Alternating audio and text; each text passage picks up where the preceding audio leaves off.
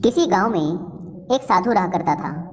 वह जब भी नाचता था तभी बारिश होती थी। इसलिए गांव के लोगों को जब भी बारिश की ज़रूरत होती तब यह लोग उस साधु के पास जाते और उनसे अनुरोध करते कि वह नाचे।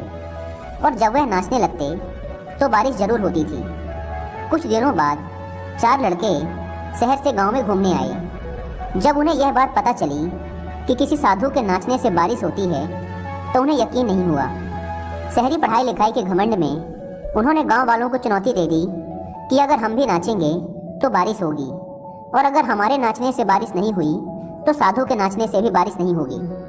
अगले दिन सुबह सुबह गांव वाले उन चारों लड़कों को लेकर साधु के कुटिया के पास पहुंचे।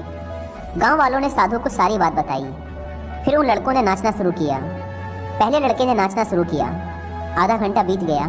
फिर पहला लड़का थककर बैठ गया, पर बादल नहीं दिखे। कुछ देर बाद दूसरे लड़के ने नाचना शुरू किया और 1 घंटे बीतते बीतते वह भी थककर बैठ गया।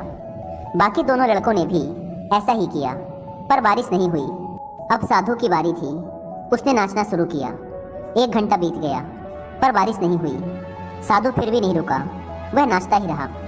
नाचते नाचते 2 घंटे बीत गए, पर बारिश नहीं हुई। 4 घंटे बीत गए, पर बारिश नहीं हुई। लेकिन साधु तो रुकने का नाम ही नहीं ले रहा था। धीरे धीरे शाम ढलने लगी कि तभी बादलों की गड़गड़ाहट सुनाई दी और थोड़ी देर बाद जोरों की बारिश होने लगी। यह देखकर चारों लड़के दंग रह गए और तुरंत साधु से क्षमा मांगी। फिर चारों लड़कों ने साधु से पूछा, बाबा, भला ऐसा क्यों कि हमारे नाचने से बारिश नहीं हुई और आपके नाचने से बारिश हो गई? साधु ने उत्तर दिया, जब मैं नाचता हूँ तो 2 बातों का ध्यान रखता हूँ। पहली बात तो मैं यह सोचता हूँ कि अगर मैं नाचूंगा तो बारिश को होना ही पड़ेगा, और दूसरी यह कि मैं तब तक नाचूंगा जब तक कि बारिश ना हो जाए। सफलता पाने वाले में भी यही गुण विद्यमान होता है। वे जिस काम को भी करते हैं उसमें उन्हें सफल होने का पूरा भरोसा होता है, और वह तब तक उस काम को करते हैं जब तक कि उसमें सफल ना हो जाए। इसलिए अगर हमें सफलता हासिल करनी है तो इस साधु की तरह ही अपने लक्ष्य को प्राप्त करना होगा।